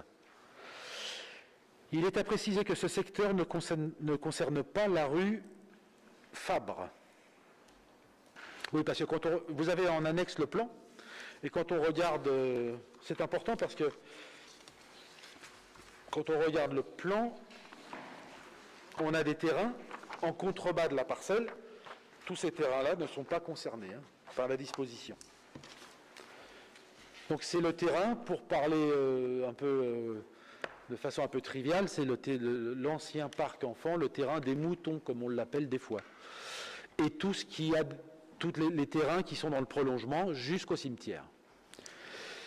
L'ensemble de ces secteurs, plan annexe numéro 1, présente de nombreux enjeux urbains. L'avenir de cette partie de la commune nécessite une vigilance spécifique. Il s'agit à la fois de permettre son évolution tout en assurant la prise en compte d'une qualité urbaine, architecturale et paysagère globale. Une harmonisation est essentielle afin de maintenir l'identité communale. Afin de disposer d'un outil de cadrage définissant les objectifs d'évolution sur ce secteur dans le cadre d'une réflexion d'ensemble, il convient, dans la perspective de la révision du PLU, de mettre en place un périmètre d'étude. Cette disposition permet à la commune d'opposer, le cas échéant, un sursis à statuer aux demandes d'autorisation de travaux, de construction ou d'installation qui pourraient porter préjudice à la mise en œuvre des objectifs retenus pour l'évolution du secteur. Est-ce qu'il y a des questions sur ce point? Vous avez maintenant... Alors, vous parlez des carrières? Tu parles des carrières, hein, c'est ça. Oui, donc là, le périmètre d'étude ne parle pas de cette problématique des carrières, parce que tous les terrains du secteur ne sont pas impactés par les carrières. Il y a des terrains... par exemple, le terrain qui est attenant au cimetière, celui qui est le plus près du cimetière, là, les 2 ou 3 lots les plus près du cimetière, ne sont pas impactés par les carrières. Donc non, là, c'est vraiment qu'on veut pouvoir garder la main, parce que c'est une zone UG actuellement. Dans l'actuel PLU, l'actuel PLU de 2005, celui que nous sommes en train de réviser, c'est un secteur classé UG avec une emprise au sol de 0,3. À titre d'exemple, vous prenez 1000 m² de terrain avec une emprise au sol de 0,3, ça donne 300 mètres. Imaginez, un terrain de 1000 mètres permet la construction d'un bâtiment de 300 mètres d'emprise au sol, ce qui est très grand, ça fait 30 mètres sur 10 mètres. Et ça sur une hauteur de 7 mètres à la gouttière. C'est ce que préconise, c'est ce que cadre le PLU actuel. Et à cet endroit, il y a énormément de terrains disponibles, possiblement constructibles, et là je vous parle, l'exemple que je vous donne c'est sur 1000 mètres, imaginez sur 5000 mètres. 5000, 3 x 5, 15, là on a une emprise au sol de 1500 mètres carrés d'emprise au sol. Ça fait 1500 mètres au rez-de-chaussée, 1500 mètres au premier et 1500 mètres dans les combles aménagés. Moins la loi Carrez, on a un peu moins des... Bon bref, vous m'avez compris, on se retrouverait avec un immeuble de je ne sais combien d'appartements. Et donc c'est juste pour nous protéger de ça, garder la main sur ce point, que je propose l'instauration de ce périmètre d'étude. Enfin, des 2 périmètres d'études, parce qu'il y en a un autre, il y en a 2 aujourd'hui. Voilà, donc on avait déjà, je vous avais sensibilisé à cette manière de faire avec le périmètre d'études. On en avait voté un à la gare, on avait voté un dans les anciens, la pépinière, là, les anciens terrains maraîchers. Donc vous connaissez maintenant le principe de ce périmètre d'études. Bon, si vous avez des questions, bien évidemment, je vous écoute. Dans le prochain PLU, on va voir, je suis en train de travailler avec le bureau d'études qui nous aide dans l'élaboration de ce PLU, de voir comment faire pour réduire cette capacité d'emprise au sol. Ou pas. Après, c'est un choix, c'est notre choix. On peut autoriser des constructions. Mais attention, il y a des grands terrains qui permettent beaucoup de constructions. Donc il faut qu'on en parle, il faut qu'il y ait un vrai échange pour savoir ce qu'on veut faire. Parce qu'effectivement, 1500 mètres d'emprise au sol, ça peut changer le visage de ce quartier de Montsou.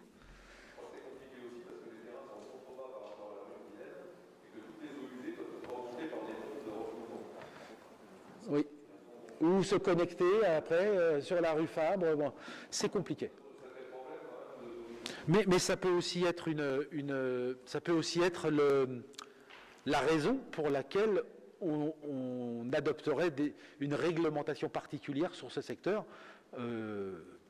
Peut-être que la complication des eaux usées nous permettrait justement de réglementer le secteur différemment.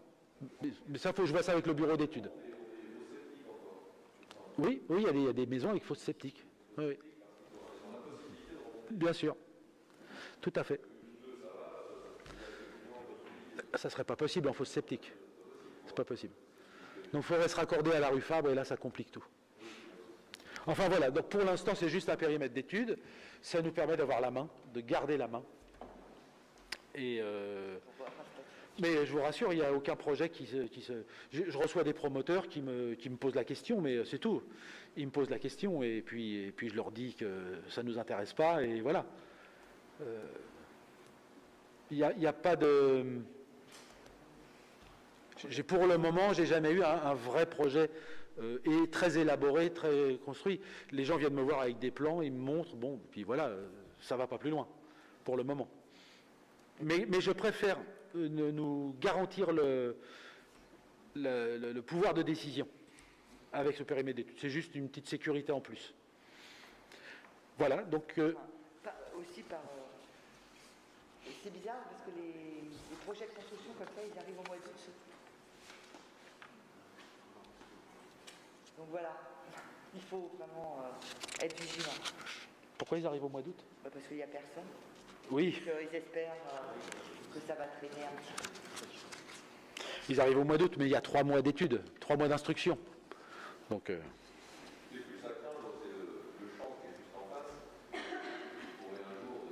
Qui est sur Mafflier, oui. Oui. Oui. C'est un risque. J'ai un petit espoir sur le sujet, c'est que le SDRIF, dont nous avons déjà parlé, le schéma directeur de la région Île-de-France, préconise de ne plus utiliser de terres agricoles, de ne plus urbaniser les terres agricoles. D'ailleurs, Bayet avait été retoqué sur son PLU, c'était il y a 1 an et demi, 2 ans, je ne sais plus exactement. Justement, ils avaient été retoqués parce qu'ils avaient fait une emprise trop importante sur les terres agricoles. Et on leur a dit, je ne sais pas si c'est la région ou la préfecture, mais en tout cas, il y a une des personnes publiques associées qui leur a signifié que ça n'était pas conforme au SDRIF. Et donc, il a fallu qu'ils repensent cette partie-là de leur PLU. Donc c'est assez encourageant, justement parce qu'il y a des terres agricoles autour de chez nous et on peut être inquiet que ces terres soient converties, soient urbanisées. Mais apparemment non, ça ne passerait pas. De la même manière, nous avons, nous, sur Montsou, un grand terrain agricole avec le terrain de M. Caille. Lui est venu me voir 2 fois en essayant de trouver quelques arguments pour me convaincre de convertir son terrain en urbanisable, en constructible. Mais j'en ai pas envie, d'une part, et puis en plus le SDRIF me l'interdit. Donc ça doit être ça, voilà. Voilà, donc je passe au vote cette décision. Oui.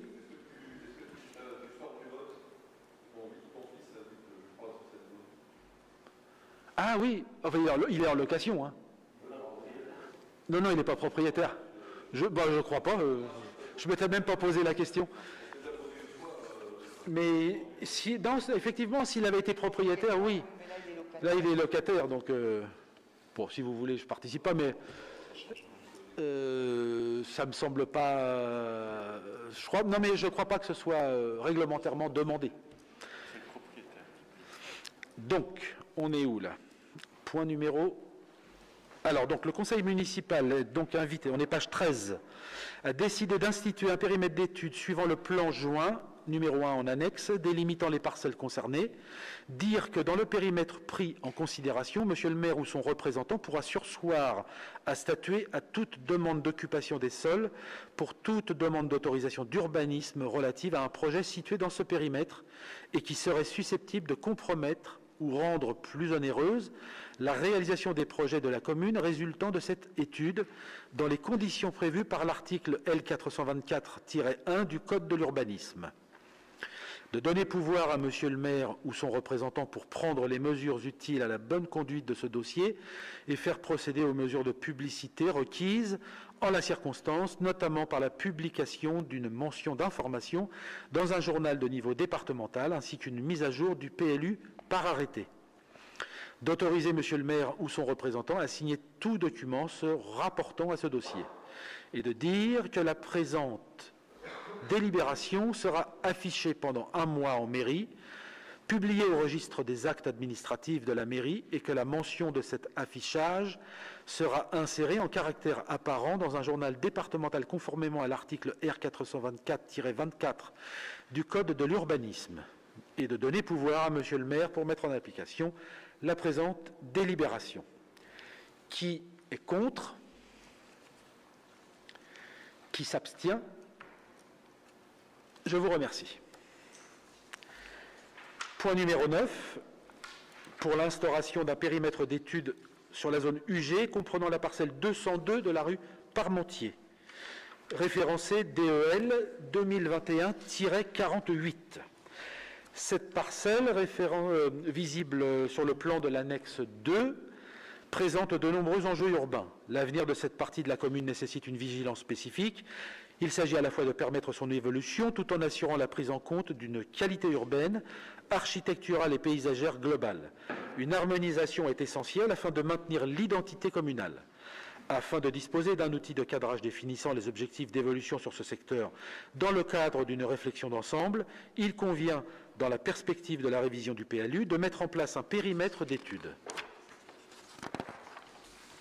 Cette disposition permet à la commune d'opposer, le cas échéant, un sursis à statuer aux demandes d'autorisation de travaux, de construction ou d'installation qui pourraient porter préjudice à la mise en œuvre des objectifs retenus pour l'évolution de ce secteur.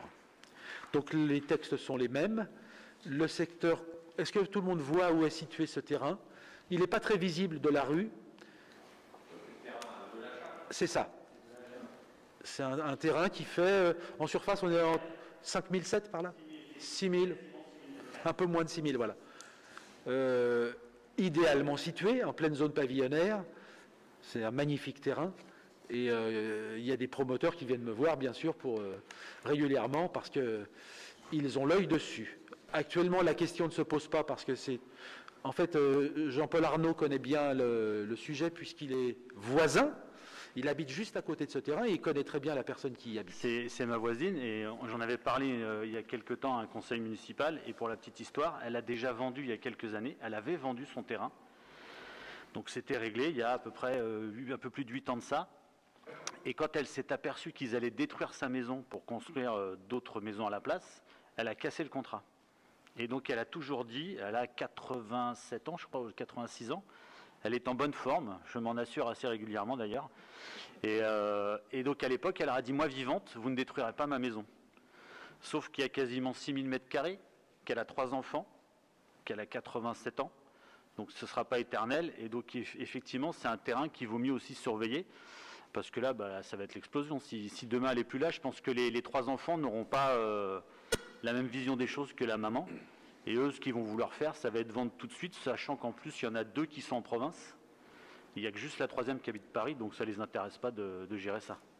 Donc il vaut mieux le mettre un peu en sécurité. Ouais. Oui, et puis je pense qu'ils n'auront pas la même mentalité, la même moralité que la maman.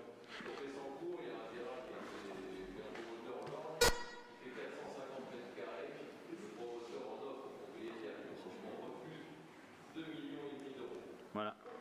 Donc 6000 m², on imagine aisément ce que ça peut donner.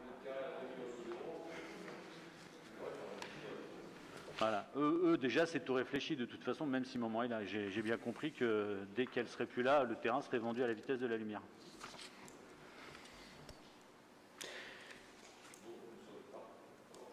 Donc je relis tout le texte. C'est le même, je le relis. Est-ce que je relis tout le texte? C'est exactement le même pour le passage au vote. C'est mot pour mot. Hein. Donc le conseil municipal est invité à, et on décline les mêmes points, de décider, de dire, de donner pouvoir, d'autoriser et de donner pouvoir à monsieur le maire pour mettre en application la présente délibération. C'est bon? Je ne relis pas le texte. Donc qui est contre? Qui s'abstient?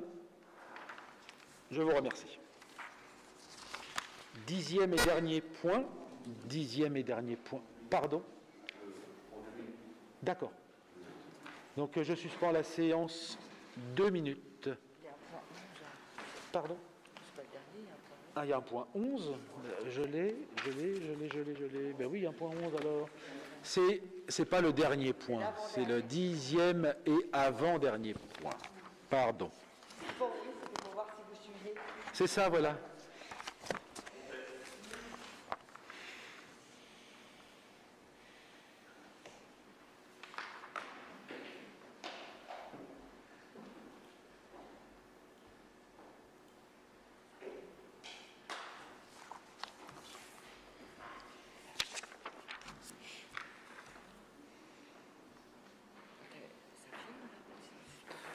On est filmé, hein, ouais.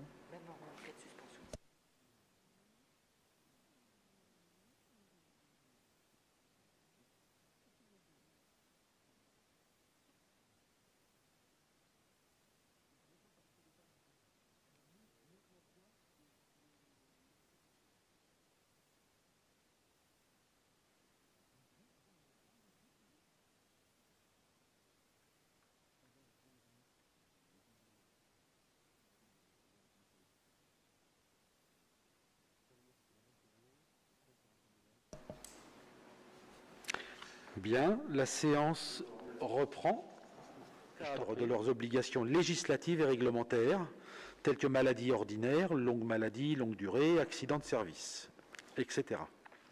En 1992, le Conseil d'administration a pris la décision de créer un contrat groupe et de le soumettre périodiquement à une mise en concurrence conformément à la réglementation relative à la commande publique. Ce contrat présente l'intérêt d'une mutualisation des risques et garantit aux prestataires d'assurance un portefeuille client pertinent. L'échéance du 9e contrat groupe est fixée au 31 décembre 2022. L'actuel contrat compte à ce jour 653 collectivités adhérentes, soit plus de 46 000 agents CNRACL et plus de 2 000 agents IRCANTEC. En plus de garantir une procédure juridiquement sécurisée, donner mandat au CIG permet à la collectivité d'accéder à une solution assurantielle clé en main et pérenne. En effet, l'expérience dans la passation des marchés publics et l'expertise du CIG dans le pilotage financier étroit des derniers contrats groupes ont permis de conserver les taux de cotisation sur la durée du marché. Aucune collectivité membre du contrat groupe n'a vu, au cours des 8 dernières années, son taux de cotisation augmenter pour cause de sinistralité dégradée. Cette absence de révision technique des taux a été possible grâce au jeu de la mutualisation et au lissage du risque sur l'ensemble des collectivités adhérentes. Enfin, à l'appui de la prestation assurantielle, le CIG veille à ce que le prestataire inclue à son offre des services associés permettant aux collectivités de piloter et maîtriser l'absentéisme. Expertise, soutien psychologique, formation, etc. Y a-t-il des questions ?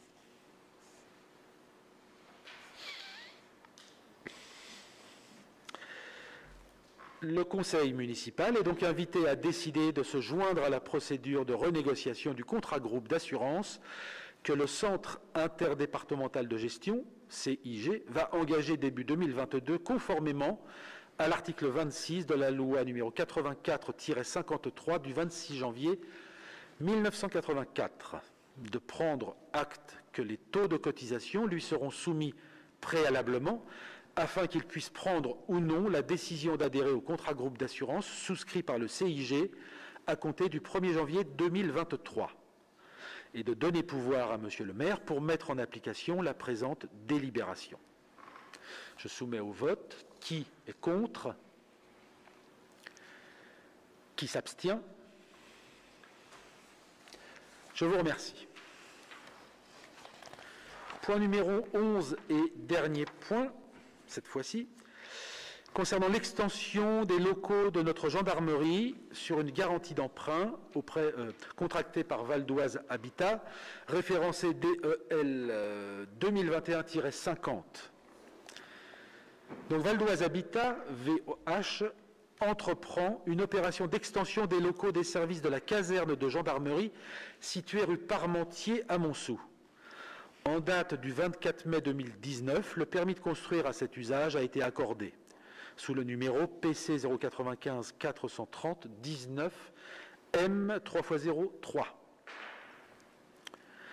Le prix de revient global prévisionnel de cette réalisation s'élève à 203 680 €, toutes charges comprises, en annexe 3A et 3B dans les documents qui vous ont été fournis.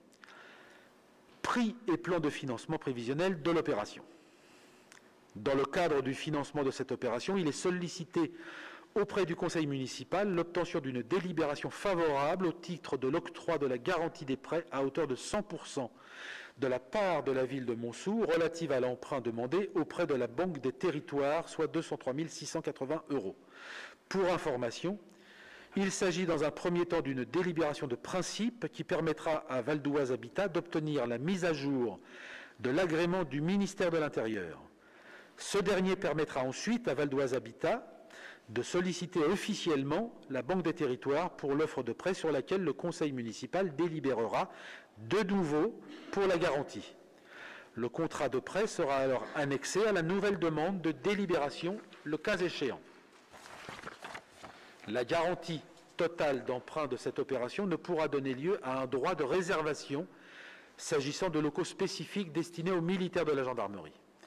Donc je tiens à préciser que Val d'Oise Habitat dépend du conseil départemental. C'est une entité qui est totalement dépendante du conseil départemental du Val d'Oise. Donc c'est important à préciser parce que si Val d'Oise Habitat était une entité privée, ça serait plus compliqué. On pourrait se poser des questions avec plus d'inquiétude. Mais comme c'est le département, par définition, une collectivité, comme une commune, mais aussi comme le département ou la région, une collectivité, par définition, ne fait pas faillite. Ça me semblait important parce que c'est de la preuve. Enfin, je vous le dis parce que personnellement, c'était le premier point qui m'a un peu interpellé dans cette affaire. Et ça m'a rassuré, le fait de savoir que Val d'Oise Habitat était une entité du département. Y a-t-il des questions ? Oui, Silvio. Oui. Est-ce que d'autres communes, autres que Montsou, sont concernées ? Alors, vu qu'il s'agit d'une gendarmerie. On s'est renseigné et en fait cette pratique est communément admise partout où il y a une gendarmerie ou d'autres ou un commissariat de police. Enfin, dès qu'il y a une infrastructure qui dépend des collectivités, il est nécessaire qu'il y ait la collectivité locale qui se porte garant. C'est une pratique qui est nationale. Je ne sais pas si je réponds à la question, pour autant. C'est uniquement Montsou ou c'est aussi d'autres ? Non, il n'y a que Montsou qui se porte garant sur ce prêt. C'était ça la question. Oui, non, par exemple, Bayenne ne se porte pas garant ou Mafli. Parce que la gendarmerie est sur Montsou, oui, bien sûr. C'est ça. Et la gendarmerie de Daumont, celle qui est en face le centre commercial Leclerc, sur le grand rond-point de l'Europe, là, il y a une grande gendarmerie relativement récente. Là, c'est Daumont qui s'est porté garant sur cette gendarmerie, parce qu'elle est sur Daumont. Y a-t-il d'autres questions ? Le conseil municipal est donc invité à accorder sa garantie à hauteur de 100% pour le remboursement du prêt d'un montant total de 203 600. Alors, on se porte garant. Ce n'est pas nous qui remboursons le prêt. Ce n'est pas un prêt contracté, on est bien d'accord, hein, qu'il n'y ait pas de confusion. Ce n'est pas un prêt contracté par la mairie de Montsou, par la commune de Montsou. La commune de Montsou est seulement... Parce que là, je trouve que le terme pour le remboursement, ça peut prêter à confusion. Donc la mairie de Montsou est garante, mais ce n'est pas elle qui paye. Accorder donc sa garantie à hauteur de 100% pour le remboursement du prêt d'un montant total de 203 680 €, qui sera souscrit par l'emprunteur auprès de la Caisse des dépôts et consignations selon les caractéristiques financières et aux charges et conditions du contrat qui sera édité à cet effet. De s'engager pendant toute la durée du prêt à libérer, en cas de besoin, des ressources suffisantes pour couvrir les charges du prêt, si Val d'Oise Habitat faisait défaut. Mais... c'est un scénario très peu plausible. Et de donner pouvoir à monsieur le maire pour mettre en application la présente délibération. On n'a pas le choix. Oui, on n'a pas le choix. On pourrait avoir le choix et la gendarmerie ne pourrait pas... ils ont vraiment besoin de cet agrandissement, donc on pourrait refuser et les mettre en situation vraiment délicate, compliquée. Une obligation, en fait, Et ça fait même 2 ans, je crois, qu'ils attendent, les gendarmes, patiemment, que ces travaux aient enfin lieu.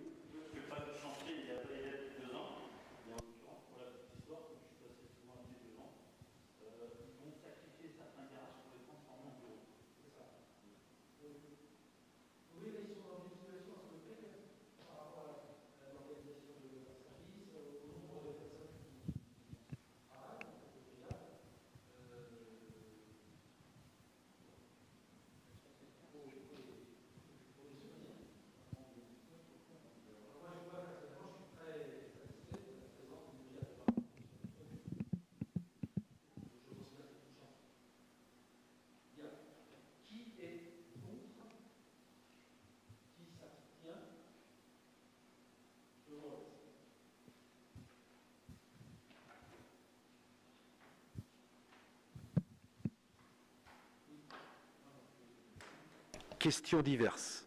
Information générale. En information générale, non, on n'avait pas de... J'ai rien... Pardon ? Oui. Oui, concernant les événements, nous avons été amenés à annuler certains événements, à notre grand regret. On a annulé le spectacle de danse qui était prévu vendredi, le spectacle de danse d'Harmonia. J'ai eu Shirley au téléphone qui était désespérée et je la comprends. Donc je lui ai dit qu'elle devait considérer que ce n'était pas une annulation, mais plutôt un report.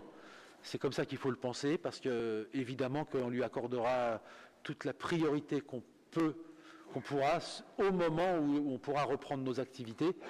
Et j'entends bien la soutenir pour qu'elle puisse organiser son spectacle de danse. Elle tient son école à bout de bras depuis bientôt 2 ans avec cette histoire de Covid, et c'est pas facile parce qu'il y a des parents qui se demandent si c'est pertinent de continuer à continuer les cours de danse alors que tous les 3 mois, tous les 6 mois, on annule tout, on peut plus se réunir. Donc je comprends que je parle de Shirley pour Harmonia, mais c'est le cas aussi pour les associations, les sections sportives par exemple, ou Arts et Loisirs. Toutes les activités des associations sont impactées par ce contexte. On a également annulé la prochaine Jam Session qui était prévue le 1er vendredi de janvier. On a annulé le repas des seniors qui était prévu le 10 et le 11 décembre dernier, ça a été annulé. On a annulé, je vais annuler les vœux du maire. Je ne peux pas, dans ces conditions... je ne peux pas annuler des choses et puis moi m'octroyer la priorité sur les vœux du maire. C'est absolument inenvisageable. Et on navigue un peu à vue, en fait. On fait comme on peut. Et la préfecture nous donne aussi des directives que nous devons suivre, bien sûr. On a aussi annulé il y a eu des manifestations sportives. Je crois qu'il y a eu le basket qui a été annulé, le tennis. L'Ultimate, je crois aussi, là, récemment. Et puis avec ma casquette de président de l'USMBM, on a annulé aussi, nous, la célébration. Et vous avez annulé aussi, c'est ça. Oui, on est obligé, on est contraint d'annuler. Voilà, donc on espère des jours meilleurs. C'est un crève-cœur parce que nos manifestations passées, les quelques-unes qu'on a pu faire, ont été vraiment un vif succès. Ça a fait du bien à tout le monde. La soirée Beaujolais, les jams qui ont repris, on sent qu'il y avait des envies.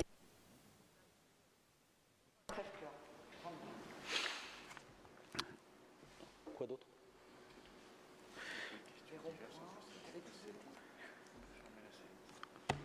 Tu veux parler des ronds-points? Ah, c'est un grand sujet, les ronds-points.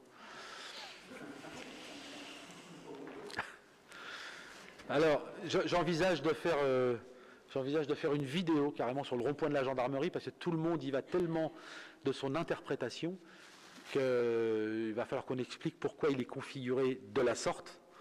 Je ne veux pas vous faire une démonstration au tableau, mais je vous promets qu'il y aura une explication, parce que c'est vrai que de prime abord, quand on arrive sur ce rond-point, on peut être surpris, je l'entends, j'en conviens. La configuration du rond-point répond à des contraintes.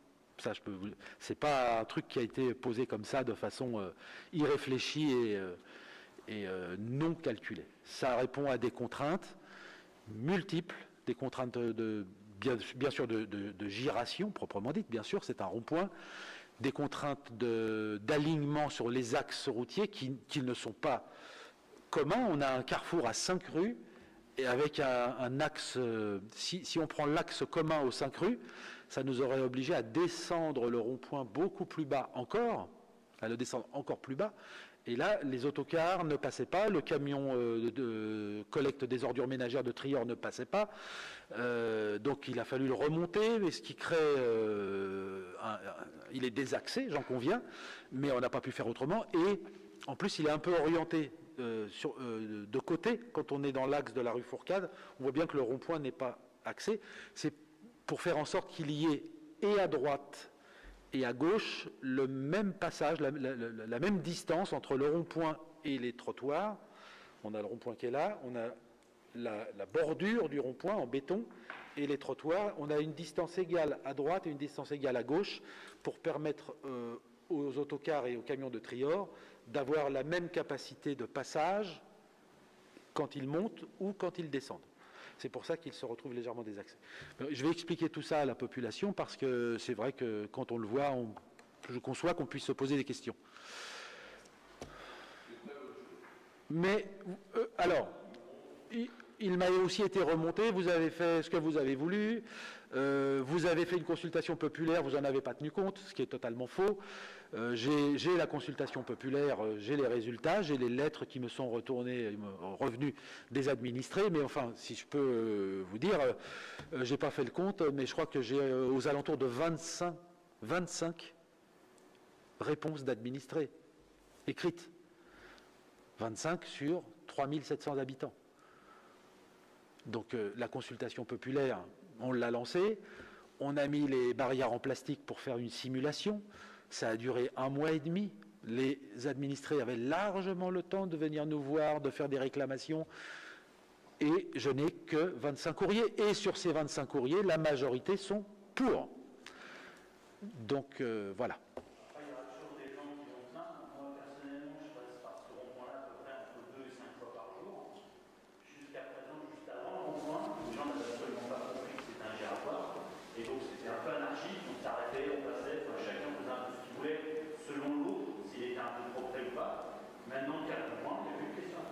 C'est ça. Les gens s'arrêtent et laissent passer ceux qui sont dans le point et il y a quelque chose. Donc à ce niveau-là, c'est une tranquillité d'esprit quand même. Oui, oui. Et puis ça coupe, ça contraint à couper la vitesse quand vous avez des personnes qui sont dans la rue des Clotins, par exemple, et qui vont vers la rue Parmentier. Avant, il y avait un tout droit tellement facile à faire. Et la descente de la rue Fourcade, enfin, ça permet de couper la vitesse.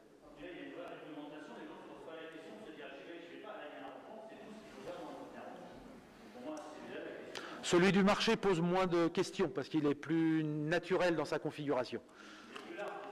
Et puis il est plus large, il y a plus de place. Oui, il y a plus de place. Ouais. Oui, mais j'envisage de... Oui, oui, oui. Oui, oui, bien sûr, c'est en réflexion aussi. Oui. Bien sûr.